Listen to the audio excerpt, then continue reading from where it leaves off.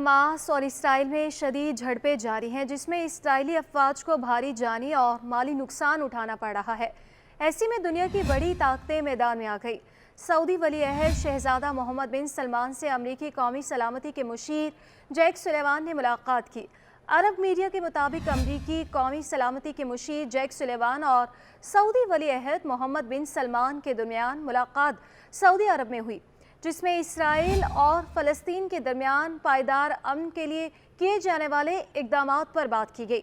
White house से जारी बयान के मुताबिक शहजादा मोहम्मद बिन सलमान और जैक सुलेमान के दरमियान गजा में इंसानी इक़दामात और फ़लस्तीन में अहम इमदाद की तरसील में इजाफे पर गुफ्तगू की गई।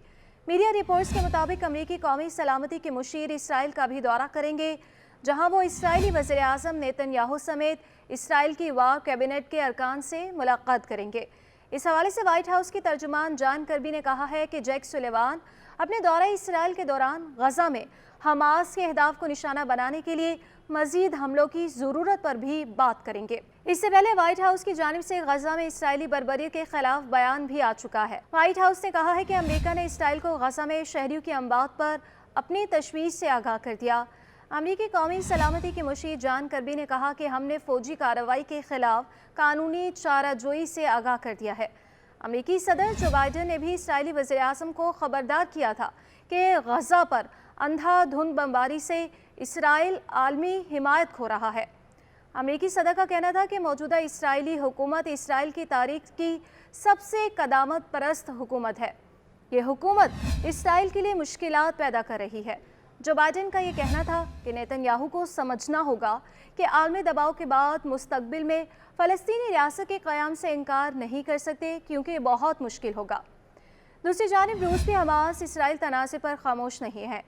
रूसी वज़ीर ख़ारिजा सरगेई लारोफ ने तनाज़े पर अक़वाम मुत्तहिदा की कॉन्फ्रेंस बुलाने का मुतालबा कर दिया। रूसी वज़ीर ख़ारिजा ने अक़वाम मुत्तहिदा के सरबराह से मुतालबा किया है कि कॉन्फ्रेंस में अरब लीग, इस्लामी ताउन तंजीम और खलीज ताउन कौंसिल के ममालिक के नुमाइंदे शामिल होने चाहिए।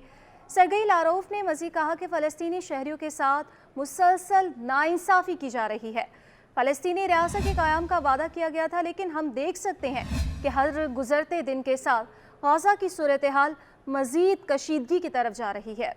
ऑस्ट्रेलिया, कनाडा और न्यूजीलैंड ने भी गजा में इसराइली बमबारी में मासूम शहरियों की हलाकतों पर तशवीश का इजहार करते हुए पायदार जंग बंदी का मुतालबा किया है। तीनों ममालिक के रहनुमाओं ने मुश्तरका बयान में कहा है कि हमास को शिकस्त देने का मतलब फ़लस्तीनी मासूम शहरियों को मुसलसल तकलीफ में रखना नहीं होना चाहिए। फ़लस्तीनी आवाम के लिए कोई महफूज जगह नहीं। जबकि दूसरी जानिब फ़लस्तीनी तंजीम हमास के सरबरा इस्माइल हनिया का कहना है कि जंग के बाद गजा के लिए कोई भी ऐसा मनसूबा जिसमें हमास शामिल ना हो महज फरेब होगा।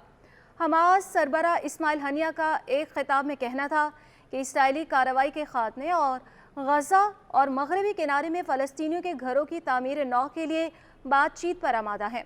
उधर गजा में इसराइली बर्बरी जारी है। इसराइली फ़ौज ने गजा में फॉस्फोरस बम्बों के इस्तेमाल की तस्दीक कर दी है। तर्जुमान इसराइली फ़ौज का कहना है कि फास्फोरस बम्बों को बतौर हथियार इस्तेमाल नहीं किया, कैमोफ्लाज के तौर पर फास्फोरस बम फेंके गए। अरब मीडिया के मुताबिक मगरबी किनारे के शहर जनेन में सहूनी फोर्सेस की कार्रवाई को 24 घंटे गुजर गए। 100 से ज़ायद फ़लस्तीनियों को गिरफ्तार किया गया। जनेन के अस्पताल के बाहर इसराइली फोर्सेस ने पहरे लगा रखे हैं। 19 लाख पनाह गुज़ीनों में से 3,60,000 मुख्तलिफ बीमारियों में मुब्तला हैं। अक़वाम मुत्तहिदा का कहना है कि 36 में से सिर्फ 11 अस्पताल जुज़वी तौर पर काम कर रहे हैं। शुमाली गजा में सिर्फ एक अस्पताल फ़ाल है। इसराइली फोर्सेस ने कमाल अदवान अस्पताल पर धावा बोलते हुए अस्पताल के डायरेक्टर और अमले के 70 अरकान को गिरफ्तार कर लिया।